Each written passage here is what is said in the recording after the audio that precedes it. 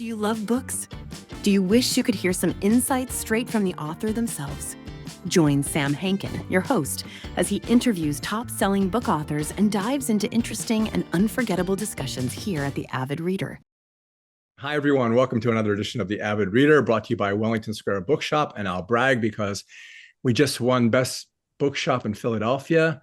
And we also won this prize called the best place to go to buy a book, which is the best place to go to buy a gift, which is like the stupidest name for an award. It should be best gift shop. And we didn't even enter that one. And then we won Atlas Obscura, voted us one of the 62 best bookstores in the world. But I don't know how they came up with 62. Atlas Obscura is great, though. They're really cool. I know. Congrats. How did they pick us? I have no idea. That's great. Anyway, so I will start again. Our guest today is Debbie Urbanski, author of Portalmania, which is a short story collection, although some of them are kind of linked. And it's published by Simon & Schuster, and it will be released later this month. So the last time Debbie and I chatted was right before the publication of Afterworld, her unique and honestly compelling first novel. It is compelling because it's way different. And her work has also appeared in Granta, which I love, and the Best American Science Fiction and Fantasy, among other ones. So portals are everywhere. I've always thought that's the way it was since I was a little kid. Debbie and I were just talking about that. But Debbie now seems to be developing a mania herself for their presence in our quotidian walk-around routine. In fact, walking around is the best way to find them. And Debbie has posted some pictures of her recent encounters. And the reviews have suggested that Debbie's powers wield sci-fi, horror, fantasy, realism to build this, what do they say, dark mirror that she holds up to the ordinary world. I don't look at it that way. I look at her work as, this book is kind of a portal itself.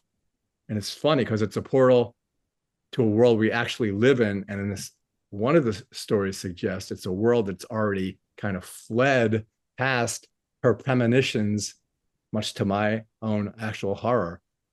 We can talk about that story. But personally, like I said, I don't think that the reviews are right. The way I look at it, portals are real, whether we know it or not. And I think the author William Saroyan once said that anything looked at with particularity is beautiful. And I've done that. Like you stop at a stop sign and you look to your left and you look in the median and there's a little tiny piece of glass. And if you look at it with particularity, it's beautiful. And I think that's the same way you kind of search for portals. So hi, Debbie, and welcome back. Thanks. Thank you. That was a great take on portals too. Loved it. Thanks. So what's the deal anyway? What is the deal with portals? Well, how do you even think of it? Well, yeah. How do you start? Oh, you talk about when you're a kid. Yeah. I read a lot of, I read everything when I was a kid, but I was really drawn to portal stories. Alice in Wonderland was my favorite book for a long, long time. I still love it. And The Lion, the Witch, and the Wardrobe, and there's so many of them. Wizard of Oz. So I wonder if a lot of readers and writers could relate to just not feeling like they're in the right spot, even as a kid, or this feeling of not belonging. So that's one reason I read a lot. And so I really liked this idea of thinking, where would I go if I could go somewhere, even as a kid? And as an adult, that changes, like what you daydream about leaving, and then where you would go if you could go somewhere. And would you go if you had I think there's really good, portals ask really good questions of us. Yeah, it's like in Narnia, only a kid's gonna separate the coats and go to the back of a wardrobe into a world where there's a lamppost but the thing is, the magician's nephew, he's kind of cool because he knows, but he's not going to tell him exactly. Yeah. You don't think an adult would have gone through the... You and I would. Yes. Yeah. I don't think most of the guys I know who are in a country club playing golf and talking about mutual funds would.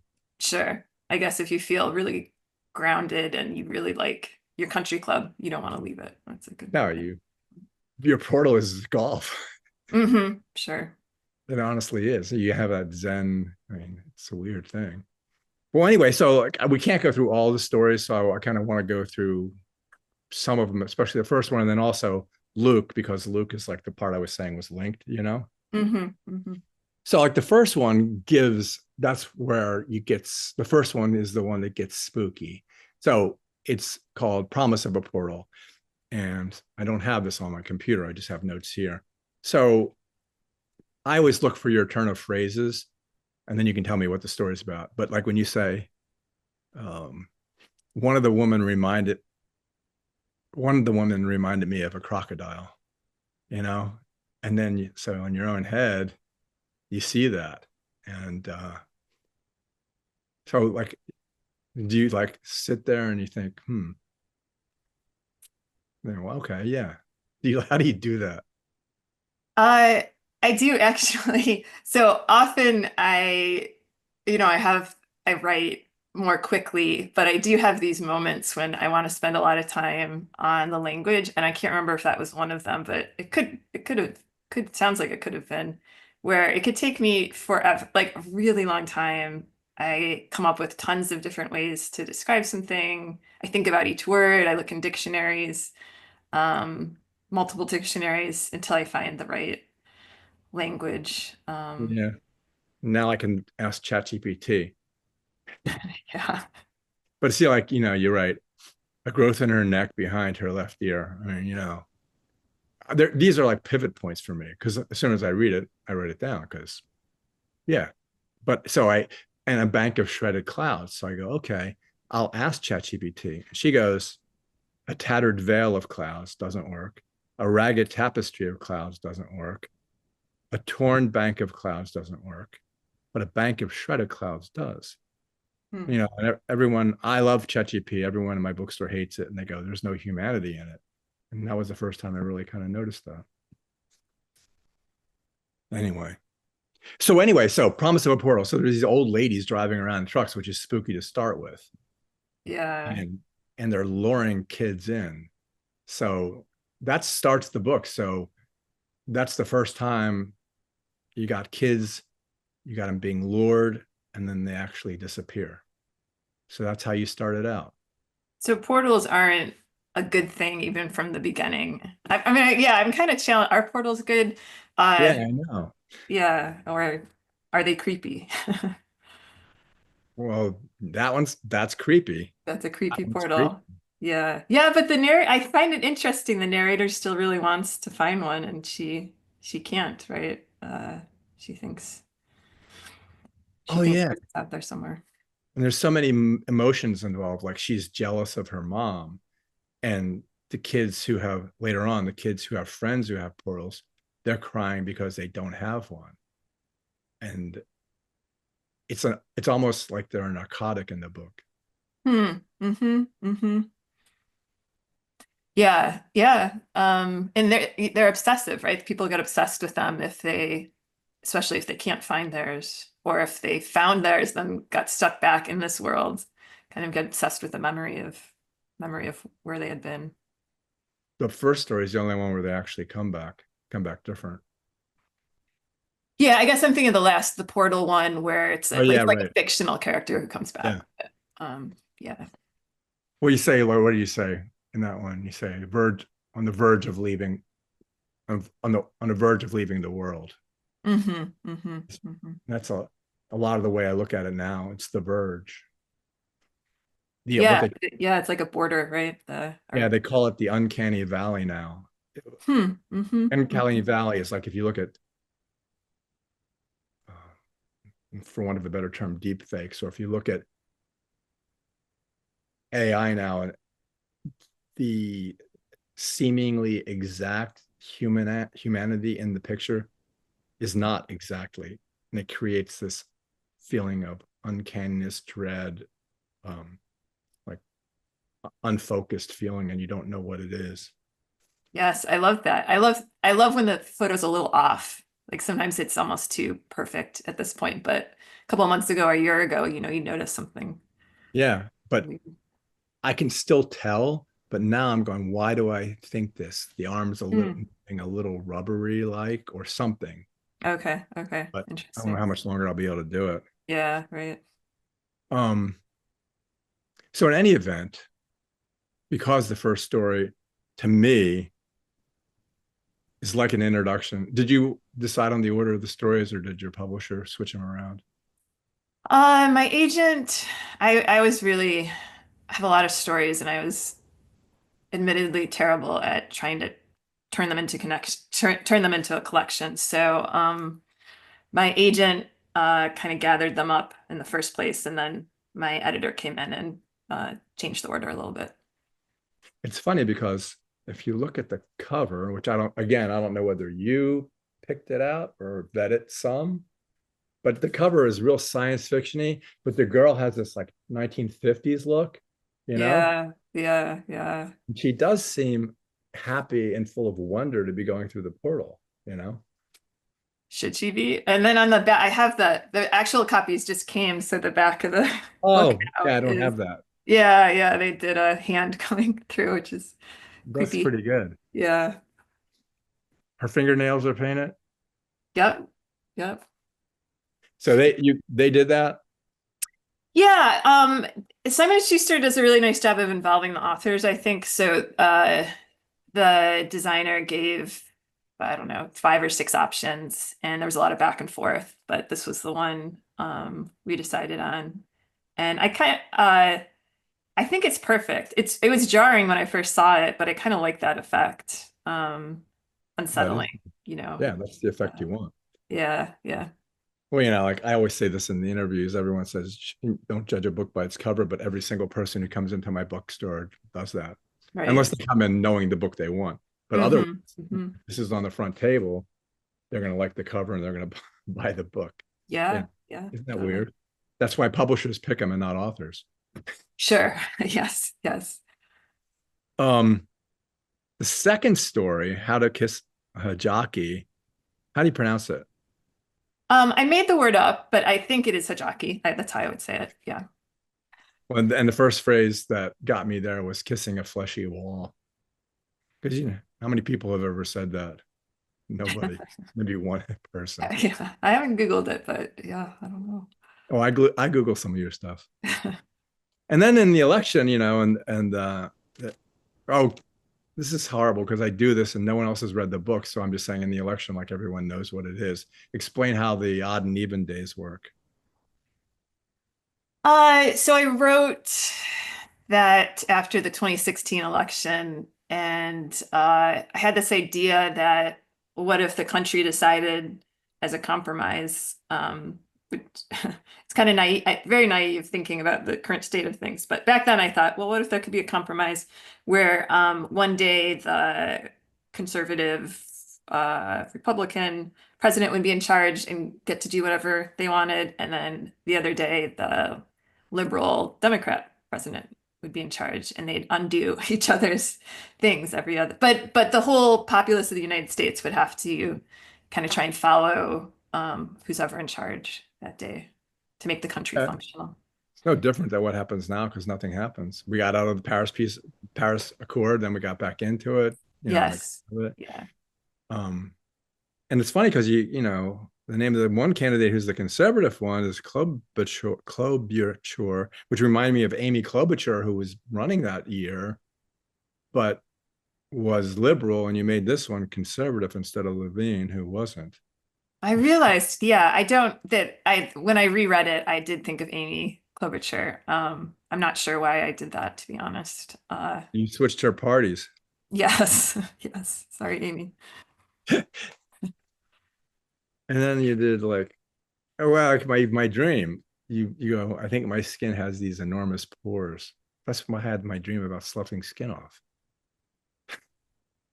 Um, and Yeah, then don't read this before bed, right? Don't read this book.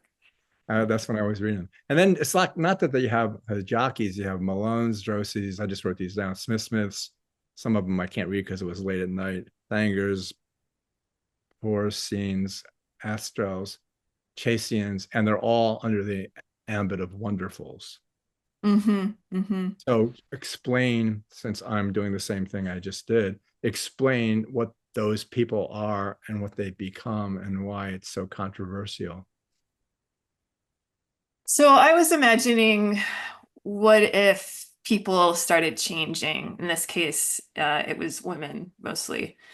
And if they started changing physically, would what would the reaction be, especially in terms of their relationships? Would their relationships survive if are they becoming different people because their bodies are changing, even though inside they may be staying the same? Um, so yeah, I imagined this happening kind of worldwide. And one of the candidates who's running for governor is a wonderful. So she's changing, and the person running against her thinks is very scared by those changes. Yeah, it's kind of like an Women's ability to change. Yeah. yeah, it's kind of like an X-Men thing. Hmm. Yeah. Mutants. They don't have power. I didn't give them any powers. That would have been a kind thing to do. Yeah, well, no, they have power in the sense of manipulatory power, especially in the relationships. Sure. Which reminds me, there's lots of sex in this book, and some of it is kind of semi-graphic, so I'm not even going to talk about it. But you handle it really well. It's not that you handle it like old science fiction writers like Robert Heinlein and Ray Bradbury, where they were like all nerdy and they couldn't handle it at all. Hmm. You handle it well. It just kind of flows, and even like the anatomy, how the anatomy changes. I mean, how are you able to do that? Uh, well, it helps um that I'm writing by myself in it's not like I imagine my parents reading this book. And I actually did tell my parents there's certain stories in here which probably are not parent friendly. So I'm going to recommend them read certain ones, and certain ones I'm going to say please don't. But my editor, CC Finlay, at the time, that story was in fantasy and science fiction. He helped me with that one particular scene in a really great way. I can't remember our back and forth, but kind of like either, I think he might have had me take some stuff out, or I was impressed how he handled it, because it could be tough to talk about that kind of stuff in a editorial relationship, right? Yeah, well, like you have a very frustrated husband and a wife who's getting worse and worse, and a therapist, and then anatomical changes that make it much more difficult for him. But it, like I said, it's handled really well. It flows. It's not like a stop interruption and go back. It flows from. Although he's like obsessed with sex, at least I read it that way. That's what he thinks the core of a marriage is. You know. Yeah, I mean, I would challenge. It's interesting. A lot of people feel that that's an extreme example, because I mean, I would just challenge people to think about their own points of view, and maybe I it seems like in marriage there are expectations that we don't talk about. So I don't think it's as extreme maybe um as we think. Yeah, I like the way you use the R word and you specifically do not spell it out. Yeah, yeah. I wanted the narrator of that story to not be allowed by like society to use that word. Um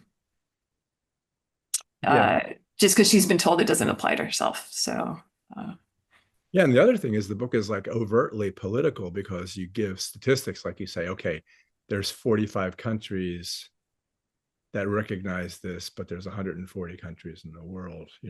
You researched that. yeah, yeah, that was the last story I wrote in the book, and I was getting frustrated with fiction at the time. So after I wrote that, I moved over to these experimental essays for a couple of years. I'm just emerging from that, but that story is kind of a hybrid where I allowed myself I did do a lot of research, and I was frustrated with a lot of things, and I just wanted people to listen and to feel challenged. I felt like we weren't talking about what's in that story enough. What kind of nonfiction are you doing?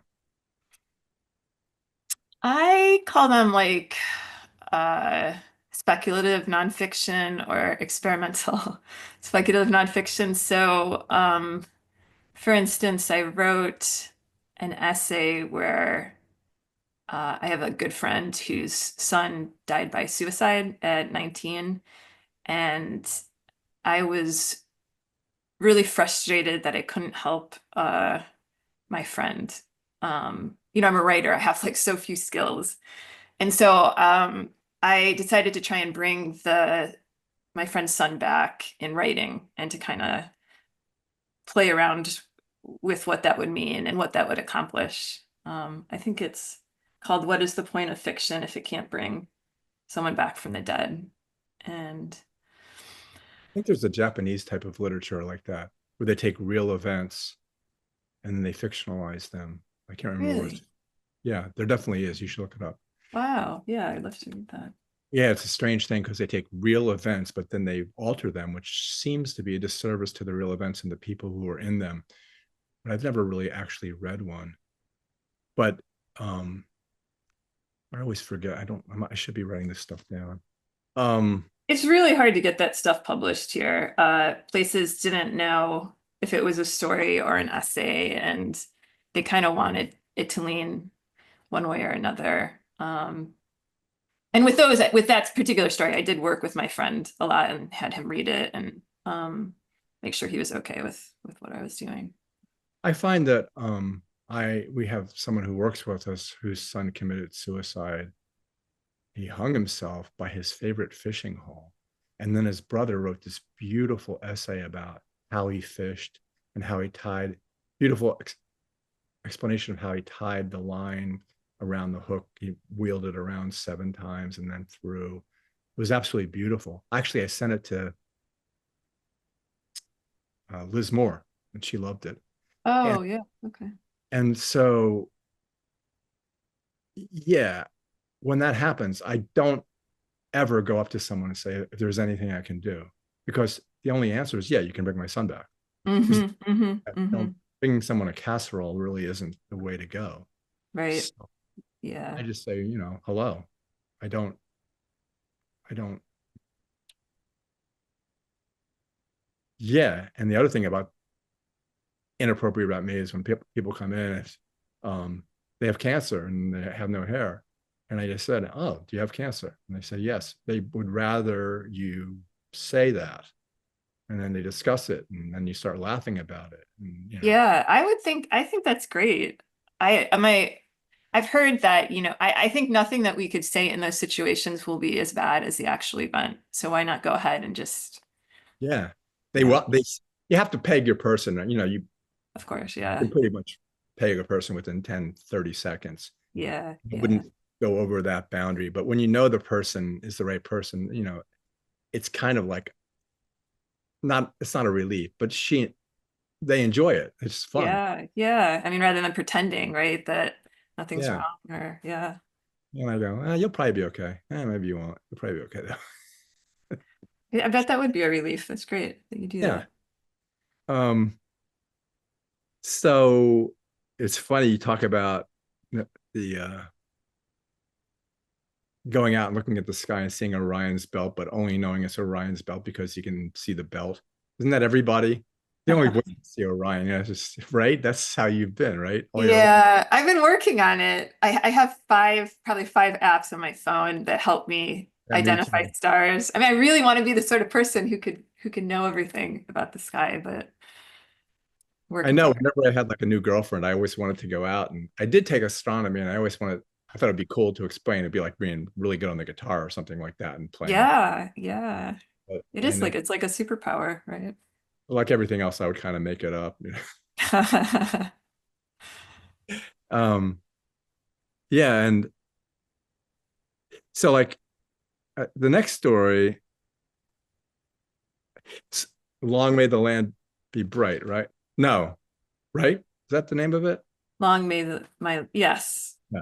So you go. There's a rift tangled in the lilac bush outside my home, and that's the way I look at it. Is like I'm saying about looking at particularity. And that's what it seems like you're starting to do in your life, in your real life. You look Look at around. things closely. Yeah. And yeah. Um Yeah, I've been taking macro photos a lot and I really love photography, though I just have my phone right now. I used to have, old camera and do the darkroom stuff. Um, but macro photos for me, where I could just like lay on my stomach and observe an ant or something, it's really great. Uh, Or you just take pictures of flowers and you see the golden spiral everywhere. Yes, yes. I mean, yeah, dandelions are like so gorgeous, right? Close up and um it's it makes the world seem it's kind of comforting that there's so much going on that we can't see, so much good stuff going on that we can't see in Because nature. it makes you realize that the tiniest stuff is exactly the same as the biggest stuff, which is probably the most primordial portal there is. Yeah, yeah. Yeah, and then it also like maybe we shouldn't be stepping on ants, right? Because Yeah. they're pretty complex beings. Yeah. And you realize if you go around the universe, you end up looking at the back of your head, you know. Mm-hmm. There was a story about that too. One of the I get comments on my interviews on YouTube, and like one guy goes, "Why doesn't the interviewer just interview himself?" I, I wrote back, "Yeah, that's a great idea." That would be a fun video. I would watch. I kind of like that idea. Yeah, it's funny. Oh, there's when you talk about like the rift had teeth. I was looking at, since Trump is doing this Canada thing, some guy get a story about how like Toronto, I guess it is the only city where in Canada where you have to go north to get to the United States. Hmm. Oh, that's And interesting. there's a little town in Canada, and this goes to one of your stories exactly, where there's a street. One side of the street is in the United States, and the other side of the street's in Canada.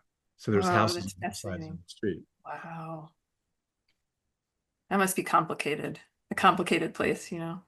It's either complicated or it's not. That's the thing, because it started out that way. That Sure. reminded me that there was one section of one story that was exactly like that. And I can't remember exactly what it was. It might be this story that we're talking about Yeah. because, yeah, I Yeah. based it on a town west of Syracuse where like 49 or 50 people voted for Clinton and 49 or 50 people voted for Trump. So, Which, in Afterworld, I think we talked about it last time about the town, your town. And then my manager wanted to go up there because she read the book and she wanted to visit. yes, yeah. So when you said the Blowfish Cafe, thinking, I bet you it's up there. So I, but it's not there. But there is one in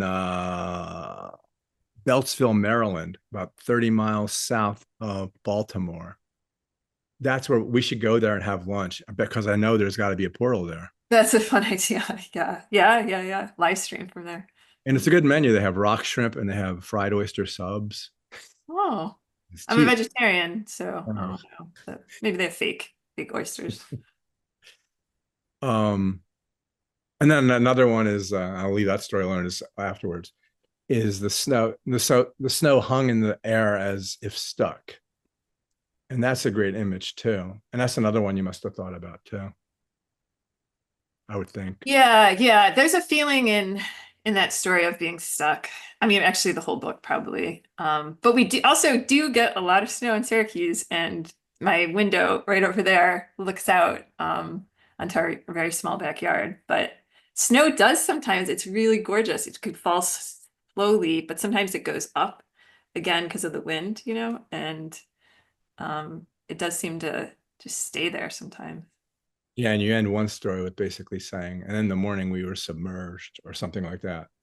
And it's just because it snowed all night in Syracuse. Yes, whatever you get, 100 or 2 inches a year, something like that. There was another story actually that ended with snow, and my editor was like, you can't do that. That's too many stories ending that way. Gotta change Yeah, my entire life needs an editor. it." And then, so the most important part of the book to me, and as you gradually move to the middle of it, is LK-32-C. So I'll shut up and let you talk about Luke and talk about how that series came about and why you decided to do it from different points of view. It's really interesting to me. That was part of the book I was most nervous about including, because there's some realistic, like two out of the three parts of the novella are pretty realistic, and I'm a little less confident of my realistic writing, I would say. But people have, like in early reviews, they've called that one out as kind of what you're saying to be the center of the book. So they were all, and all those pieces were published separately. I couldn't find a place to publish them together, so each part kind of stood on its own. But so I have a son who's on the spectrum, and at the time I was working on this, it was tough. Like it was just a tough parenting job. And at the same time, I really wanted my son, you want your kids to be happy, but sometimes it feels like you're not the right person for them or the world isn't the right place for them. So I some of it was just like me imagining. Probably my favorite piece in there is there's this mom who lets her child go to another planet where they'll be happy, and tells the story from the child's point of view. And I just think that's such an act of motherly love in some ways, to realize, like, to let the child go where the child needs to go, even if it's away from her. So it's hard Hug- to, it was a hard story to reread. I reread, all of these were hard to reread, but that one in particular just made me Well, yeah, sad. because the one section where she says, "Oh, I wish he had Down syndrome because then he would be one of those kids that smiles and hugs me." And then she hits him twice. Mm-hmm.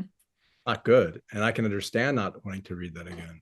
Yeah, because the child screams right into her ear, right?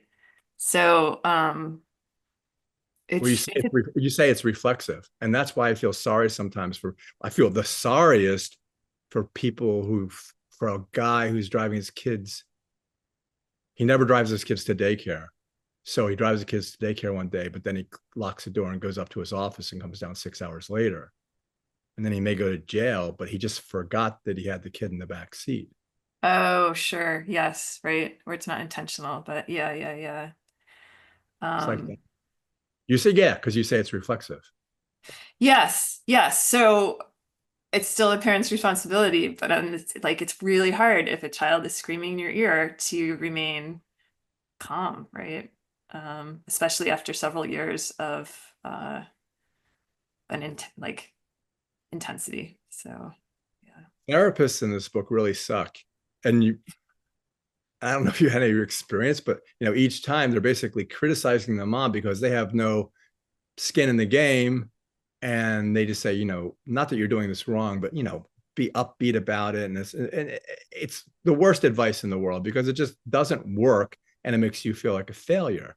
Yes. Yeah, yeah. I mean, therapists have a tough situation, I think, when trying to, because sometimes you can't work with the kid because whoever the kid is, or the age, or the kid doesn't want to work with the therapist. So you really have to work with the family.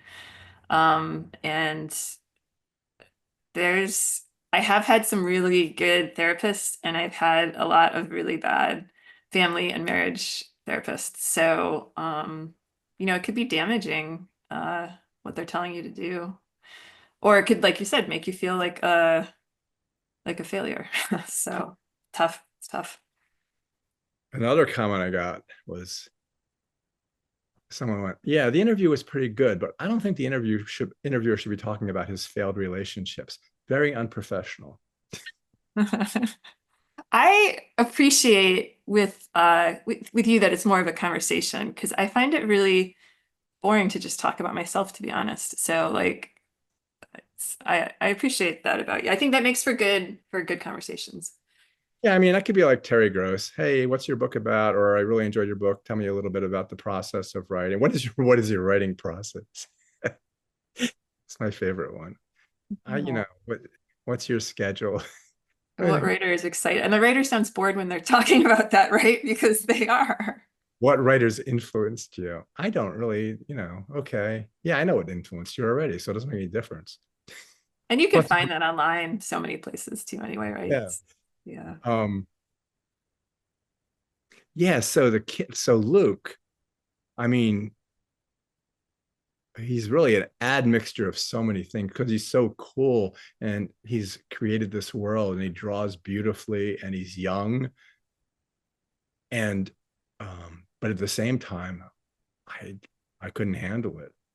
And when he goes to the foster home, I don't know how foster parents do it. They're like saints. No, I know. It's hard thinking like as a parent, everybody tells you, oh, you're the right parent for your child, but there might be someone out there who could, there probably is someone out there who could do it better than you. You know, maybe they've been trained differently, or my therapist would argue that there is something to be said for our skills to parent our own children, but it's hard not to think of that when it feels like you're failing as a parent, right? Well, the biggest problem in the entire relationship is the husband was a complete jackass. He had all this advice, but he never had any hands-on relationship at all to help her. And he did Sure, sure. it on purpose too. Mm-hmm, mm-hmm. Yeah. Yeah. The guys are always the idiots. Are. I have been known to portray that in my writing. It is true. That's why in Afterworld I just took all the guys out, so I don't have to That was good. about it. Yeah. Yeah, especially for reading it as a man. It was really a good portion of the book for me. There's so many people I know who love that book. Hmm. Oh, I'm So, glad. and the Yeah. only reason I ever read it in the first place because it came in a box of ARCs, and Kate, who's like the smartest person I know, just said, "I think you're going to like this one," Hmm. and that's how it started. Otherwise, I wouldn't even. Yeah, yeah. I'm glad you found it. Yeah, me too. So, like we said, it's like almost like a kind of trilogy.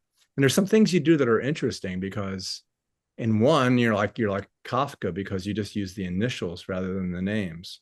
Mm-hmm. Mm-hmm. It's a plot device, but I don't know why you wanted to create formality. That one I wanted it to seem that one is kind of the author of the first two. I mean, if I was what I intended is it's the author of the first two pieces, kind of saying what really happened. So I think like when I write an essay, when I write an essay and I mention my kids' names, I always use their initials. Just it feels like it allows me to write about them. So I guess that's what I was having the author of that third part do too. Yeah, I think it's kind of a nice, I like it because names do something to characters in books, and then the absence of names does something to characters and Mm-hmm. Mm-hmm. people's reactions to portals, like the story in which the first the first portal appears in the guy's bathroom, and then he charges for people to. He likes to hang out in the bathroom a lot, and then he charges people to come in the bathroom. But I like the way they take pictures of what's in his medicine cabinet and the toilet and all that. It's so American, isn't it? Like everything around it is important. Yeah, yeah, yeah. And yeah.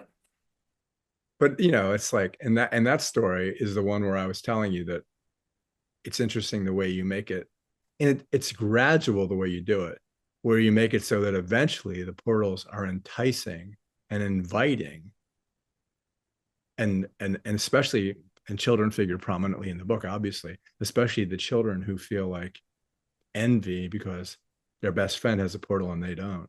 Mm-hmm. Mm-hmm. This Do feeling you of yeah, yeah. do you feel that way ever? Like you'd like to? I mean, like it would be so exciting if you actually, like Lyra and the Golden Compass. Oh, it's a great book. Like I want a portal. I would Yeah. like a Yeah. portal. Um, yeah, I definitely at times in my life have really wanted a portal.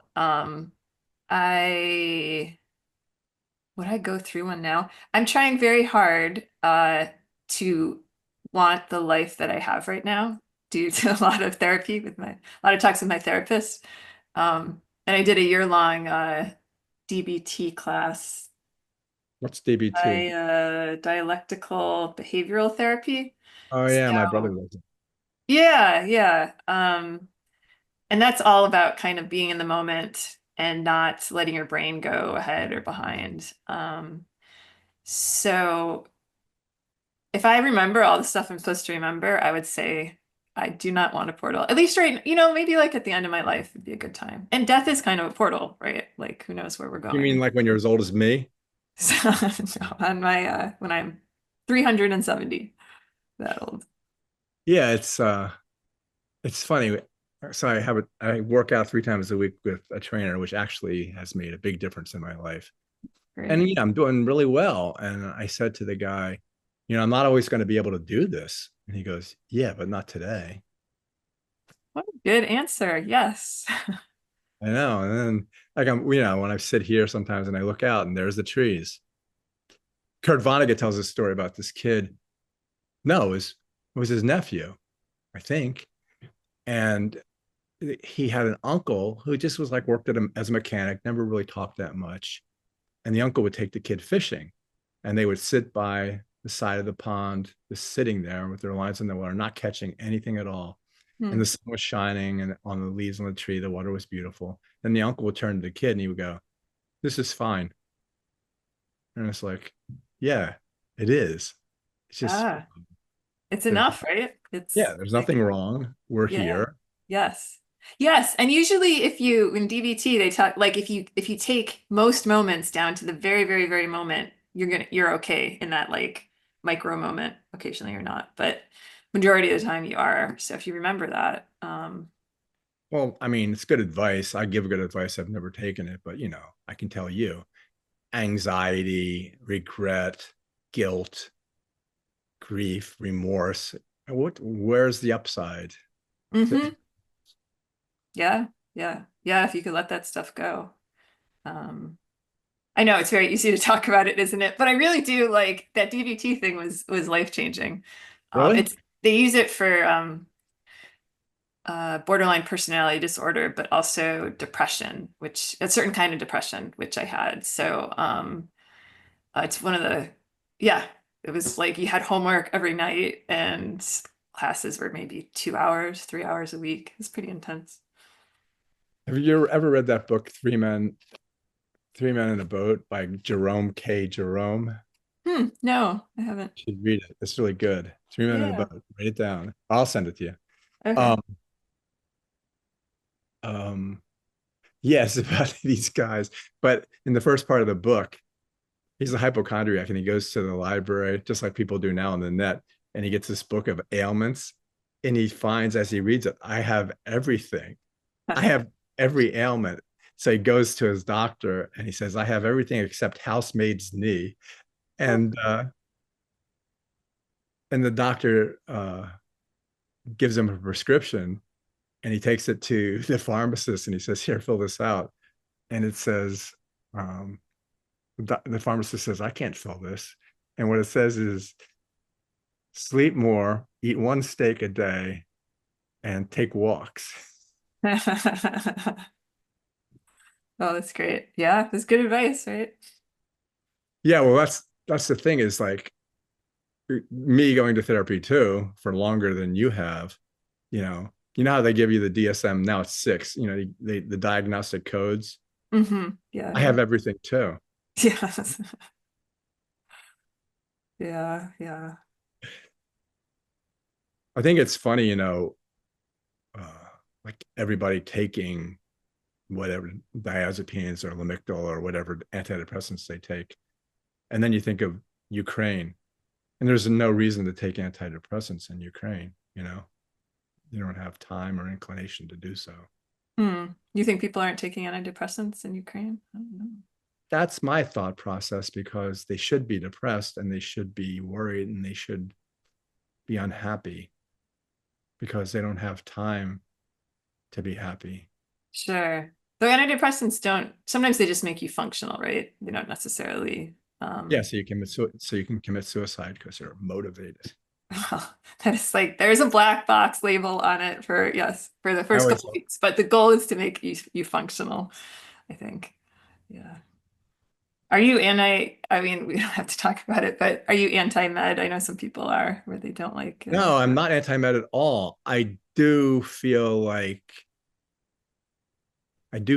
okay, so if you take these things, well, is it like a portal?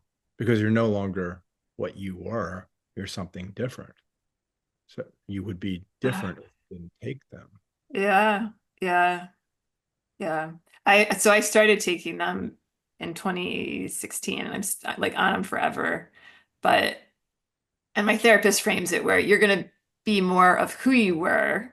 Like you weren't yourself for a while, you'll be more of who you were. But I have written about how it's weird when people tell you like you're easier to deal with when you're on your meds, or are you taking your meds because I'm having like strong emotions. So I'm questioned whether, yeah, yeah. I mean, it's a fair question. Who are you on your meds?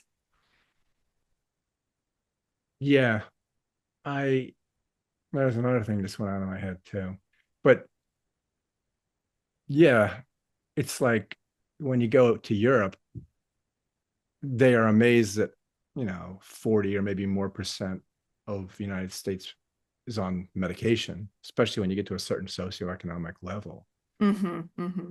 I was in Lisbon, and we had a guide for a tour, and he goes, "Can I see your gun?"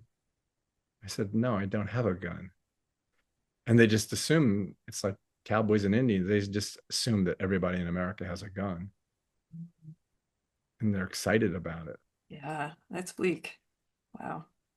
Yeah, it goes basically to your odd and even presidents. I mean, Mm-hmm, his, mm-hmm. his rally the other night in Detroit, and the fact that he's selling Trump 2028 hats on his own site. Gosh, wow. Yeah. Yeah, see, that's the thing about like stand-up comedians. I don't know how you can satirize something, and same with your story. Your story, that's what I was saying in the introduction. Your story, it's past that now. Mm-hmm, mm-hmm. How the hell can that be? It's insane. I know. I know. To think like I thought it was presenting an extreme situation, but it seems like the situation's even more extreme than I had imagined. Well, Which, you could write a story about someone saying, "Let's change the name of the Gulf of Mexico to the Gulf of America." yeah, and that would have used to be funny, right? I mean, yeah. Yeah. Yeah, it was, yeah, everything was like saying make Canada the 51st state. Well, that's impossible. But then I think he said before the day of the election, people in Canada should vote for me. And I thought, Mm-hmm, well, if mm-hmm, they could, there'd probably be 30% of Canadians that would vote for him. mm-hmm. So yeah, I mean, it's like, oh, I know what I was going to ask you. So do you feel like we're doomed? Hmm. In what way? Define doomed? Doom. Yeah. Well, everything seems to be going towards some type of apocalyptic or cataclysmic thing. And if I ask you, what do you think good is happening in the world right now? I can't really think of anything good that's happening. I mean, the moment is the moment. That's fine. And people who I suggest this to say, well, just, enjoy the moment, enjoy your grandchildren, blah, blah, blah, Mhm. whatever. But, and that's a nice, easy way out. It's almost like medication. But you tell me something good that's happening. Um, I feel I feel like if we shift views to the non-human, there are a lot of bad things still happening. But I just read like we're starting to understand animal communication. We're getting closer to understanding how whales communicate, and maybe we'll be able to communicate with them. That's not totally good because I wondered, are we going to screw that up? Like, or do they even want to talk to us? Why are we trying to push, you know, uh, maybe they just want us to go away. But I do find looking at the animal world or the plant world, there's a really cool book about plant intelligence, the light eaters that I have on my um, bedside to read. So like we're starting to understand other species more, and I think that's a positive thing. And um, so maybe I'd point to that. I've I been think it's interviewed. also good though to like lean into those feelings of a lot of things suck. Like I think it scares me that some of my friends are not reading the news anymore, or you know just not engaging with what's going on. I think that's to be in a bubble like that's scary. It's scary. Have you ever heard of the Great Attractor? What is that? I don't know if I have. It's a space. It's between like Andromeda and here, and it's the Great. Oh yeah, it's in. It's like you would write it. It's near the constellation Centaurus Enormous. It's Oh, 150 to 200 million light years across, and it's in the zone of avoidance, I love which that is, language. It's and beautiful. I know, and it's like it's drawing everything together because it has an anomalous gravitational force based on the galaxies that are surrounding it and dark matter. And so Oh, it's pulling not like a black hole, it's just pulling everything towards itself. yeah. I love the That, concept of the great attractor. I know. I have some books on astrophysics that I haven't. There's one by Katie Mack called The Ends of the Universes, maybe. Um, but there's great language going on in there. It's so poetic. I still have to get through it. It gets kind of heady, but um, the scattering of light, that might be one of the I things think about how the universe was made. Um, just yeah, beautiful language, right? just the concept of photons to me. Like again, looking out at the trees, it's like I think Cezanne, Mm. or Sartre, nausea. It's like there's just too much stuff coming in. It's just Hmm. it's too Hmm. much, and we're only seeing a little bit of it anyway. Yeah, yeah, yeah. And it's just, I can't handle it. It's just too much, and it makes me nauseous. But I had seen somewhere, I don't remember where, just recently there was a they did something to people's retinas and in a test that allowed them to see a color that no human had seen before, which supposed to be like teal, but not teal. I thought that was kind I of always cool. think of it as indigo because when you do Roy G. Biv, there's red, orange, yellow, green, blue, indigo, and violet. And indigo is like, okay, what is it? Yeah, yeah, yeah. Nobody talks about indigo. You're right. Like dusk and twilight and the gloaming, you Oh, know? glowing's a great word. I Yeah, know, I love gloaming. yeah, yeah. Gloaming is really portal-like because it's neither this nor that. Sure. Just the sound of it's great. I know, it's a good word.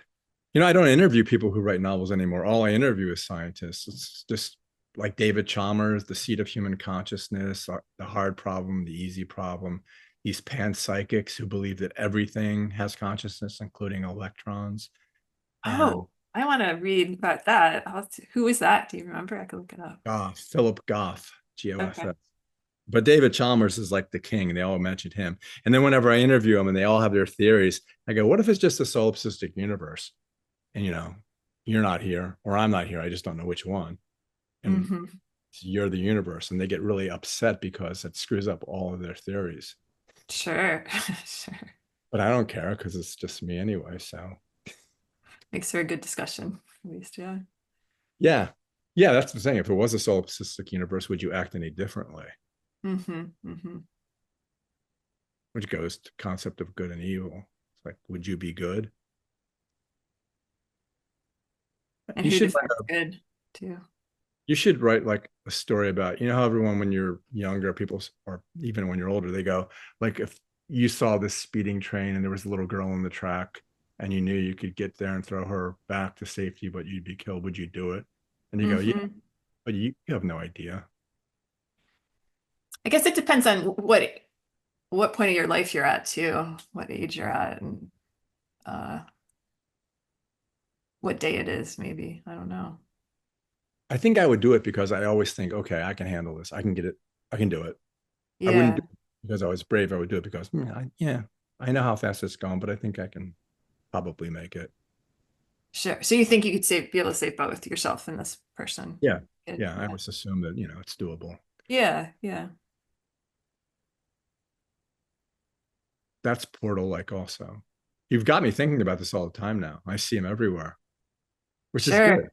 Yeah, yeah. Send me some pictures with. Yeah, Yeah. it's fun. It's been fun traveling, trying to, or just on hikes or whatever, thinking like what a portal could look like. because they could either be dark spaces, I tend to think, or they could be spaces of light, uh, or sometimes just openings in walls, or and sometimes they're bricked over, or they're like doorways that are bricked over and closed portals, you know? Yeah, I remember in Steppenwolf, he's walking by this wall and there's a door in it, and the next day he walks by and there's no door. Hmm. But and that's the other thing you do in the book, going back to the book, which I should be doing all the time. Um, so you can sell books. You describe the portals really well because, like you just said, they're all different. But like the idea of the feathers, or like the idea you look through it and you see swamp with little green knobby things and trees. Yeah. And how did you come up? Do you see those? Did you see those in your head when you described them? Yeah, I also did keep a running list of, and when I brought the stories together, I didn't want to repeat how I described portals, so I had to make sure, like, okay, I've already used the feathers, I have the beads of light, can't use that again. But it was fun to visualize, and I didn't want them all to look, they tend to look like squares of light in movies or um, rectangles of passage. So yeah, it was fun dreaming up how I wanted the portals to look. I like the one where you did, it was had 32 sides, whatever that shape is called. Yeah. Yeah, it was weird. That was a weird portal. And then the one thing I thought was weird that I thought, well, I don't know about this, is when the guy in the bathroom put his hand through and it hurt and his arm hurt when he took it out. And I thought, I don't know. I don't know about that. You think I, it would feel good? It wouldn't I hurt don't to know go if through you the I portal? don't know if you're allowed to go in, or I don't know if you're allowed to go partially in or out. I don't know if that would be. Oh. And or like would you lose your limb if you did? Yeah. That could be a portal could do that, I suppose. Or something different would happen in each one. You'd come back and it would be a different color. Sure. Yeah. But I just thought it was odd that he did it more than once. And it didn't seem consistent with her. I'm not criticizing it. It just didn't seem consistent with the rest of it. Like you either went through it or you didn't go through it. Yeah, you're right. He is the only guy who goes partially through, I'm pretty sure. I mean, that's fair. I think he was kind of like testing the waters. And at the beginning of that story, nobody's sure. They almost forgot that you go through portals, right? They were thinking like, oh, this is really cool, but the narrator says, everybody forgot that it's a way to leave a place. It's not just like something to look at, or a possibility. I like the guy who sold the guide, like the guide to the houses where the stars live, and sold for $20. But the only way I would buy it for $20 is if it was indeed laminated. Because you don't want a cheap map that's gonna. I love, because I laugh sometimes when you do these things. Like I laughed when he laminated it because that's what I would do. Yes, yes. It But makes it a souvenir. I have problems with the laminating machine at the bookstore. I always have to call someone in to do it properly. What do you guys laminate at I don't know, like signs, sometimes Oh, sure. rather Yeah, than yeah, just yeah. big thin paper, we'll laminate it. Yeah. It's like the label maker. I can't do that either. It always cuts the word off in half, or I don't know. Hmm. Oh, and this, I wish I could show you this. So the table I'm sitting at, boy, I'm gonna get a lot of comments about me talking this time.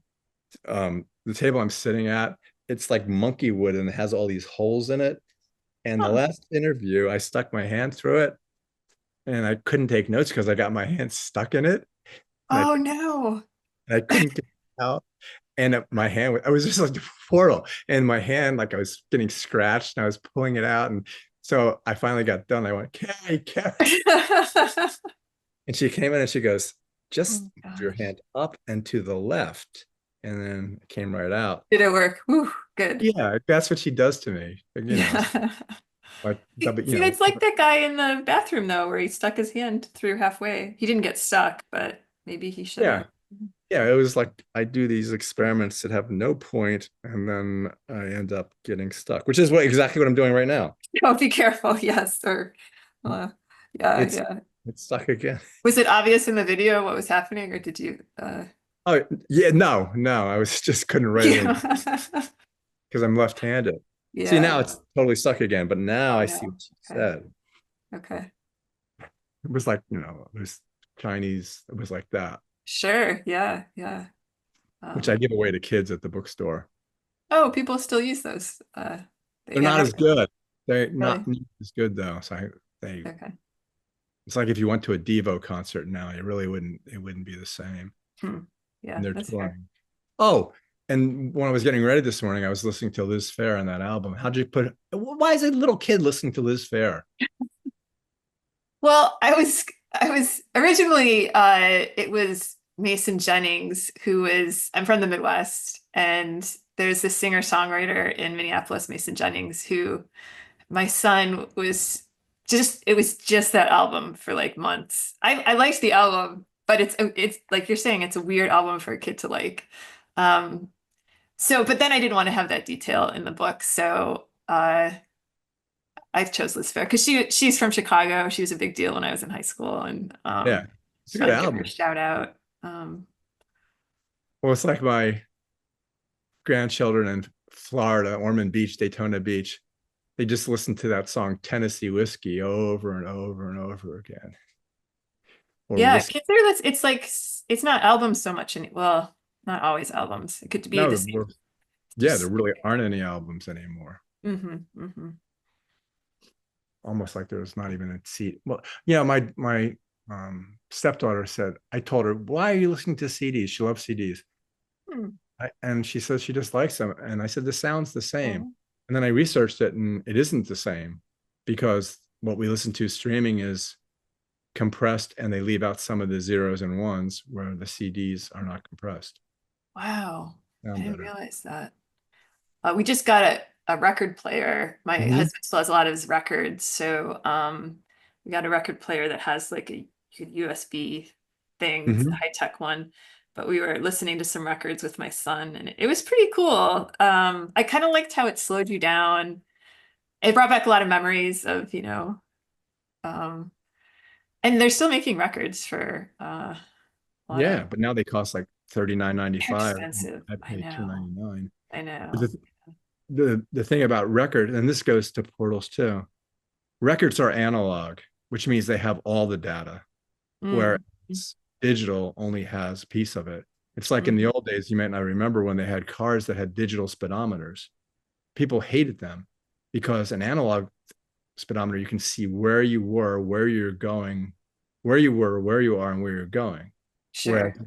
digitally, you only see the exact speed you're going in a specific. Yeah, that's a good point. Yeah. That's why I you mentioned I'm taking pictures of portals, and you could easily make that with AI this time, yeah, at this point. But I'm really enjoying finding actual analog portals and or things that look like portals in the Yeah, the world. thing you're finding real stuff and it's coming so close together. I mean, I might not see it, but you'll see it. You'll see it when Mhm. it's all together and obviously your kids will too. And they're already spending 6 hours on screens every day anyway. Yeah. Yeah. Maybe we'll have a swing back though. I don't know. Feel like each generation has their own relationship with technology, right? So Yeah, I either know. that I or just there'll be implants, one of the two yeah. ways. Yeah, I talk to a lot of people who are optimistic, but I'm a fatalist, so it makes it difficult for me Hmm. to get in, it's like climate change. I talk to these climate change authors and I go, well, are you like fatalistic about it or pessimistic? They go, no, I'm cautiously optimistic. I'm going, no, we've gone past the point of no return. There's no way. Yeah. Plus You the and I one agree with that. Yeah. I think I mean, yeah, no, I agree with that. It's amazing that there's scientists out there who are cautiously optimistic. Optimistic for what? Do you know? Like that will survive. they think they have schemes that would work. Okay. There's That's lots why. of things that would work, but it was supposed to be by 2030. Sure, sure. And with Trump, I mean, he's going to be taking our national parks and, you know, it's just getting worse and worse. And he loves Yeah. coal and Mm-hmm. he wants more oil. But Mm-hmm. yeah, it's just, that's why I'm saying it's difficult to imagine a world. The thing is, the Earth would love to eliminate one species. If the Earth got rid of us, it would be so happy. You know, Yeah, I'm with you on that. it'd So be like at 10,000 years, it would like everything we did would be gone and it would be nice and lush. And, you know, I don't know. make a good novel, right? A good book. Yeah. It's like alligator. Oh, crocodiles. You're a crocodile. It's like crocodiles like 300 million years ago. They go, hey, this is fine. I think I'll just stay like this. Mm-hmm, mm-hmm. No, I go, I'm okay. And Are they that old? They're like their yeah, form stayed the same. yeah. And they haven't changed, just like cockroaches. It's pretty cool. Go, yeah, this seems good. I'll just leave it like this. Yeah, yeah. Forgot evolution. All right. Well, I've talked enough. This is a fun interview. Thank you. It's a It really good was. conversation. It's nice because it's really nice when you read a book and obviously it's really good, but after you read it, you close the cover and you're still thinking about it. And Mm-hmm. because when I got the arc, I mean, the arc came out early. Like at least I read this once, like at least 4 months ago. Mm-hmm. Mm-hmm. So it's nice for me because no one else has read it yet, and I can't give it away. I'm not allowed to give it away. And yeah, I'm still thinking about it now and talking to people about it. In fact, the guy who's working in my backyard, he wanted to know if you've ever played the video game Portal. Oh, I've heard of it. I like watching trailers. A friend has told me I should play it. I'm not a video gamer, but I like watching trailers of video games for whatever reason. So I've watched the trailer of that. It looks cool. It's supposed to be a cool game. Yeah, I'll have to tell him you Fun. watched it because Yeah, yeah, he goes, you got to mention that she's got to watch that. yeah. I I'm should actually play it I'm actually sometime. taking the book down to him right now. Oh, nice. Yeah, yeah. Okay, Debbie. Well, I had a lot of fun. It's always nice talking to you. Yeah, same here. And if you ever actually do want to go to the Blowfish Cafe, you could Amtrak and go to Baltimore, and I could just meet you there, and we drive from there. It's half an Be hour. pretty cool. Yeah. We should do it. We'll see what portals we find, right? Yeah, exactly. Okay, well, I'll see you next time. Or tell me where tell us where your essays are or where they'll be, so I can read them. So they're coming out in some lit journals. Alaska Quarterly Review is going to publish that one about my friend's son. And the Southern Review is publishing one about the time I did a foreign study in London when I was in college. It's a pretty straightforward essay for me. And then Conjunctions soon is going to have one called On the Constraints of Fiction, where I'm just really frustrated with the form of the story form. So I kind of go off about it. Do you like your stand-up desk? I see I'm slouching sometimes, so as long as I stand up straight. Yeah, I just felt like I was sitting too much, Yes, now and I do too. This chair isn't even that comfortable. Maybe I'll do it. I'll get a stand for the laptop. yeah, and one of my friends has a walking, like part of a treadmill under his desk, so he could I've walk. heard about that. Yeah, it seems nice. Kind of weird, but yeah. Yeah, I mean when you're talking to the person, they're moving, but I don't know. I'm just tired Well, of it's better than getting your hands stuck in. give you something else to do other It than was so funny. I was panicked. So Alaska Quarterly Review, just Southern Review, the Southern Review. Yep. and Conjunctions. Yep. Okay. All right. So yeah, I'll read those, and whenever you write the next one, we'll get together again. Thanks. Yeah, thanks for the conversation. Thank you for joining us for another episode of The Avid Reader. If you liked today's episode, check out more of our content on our channel.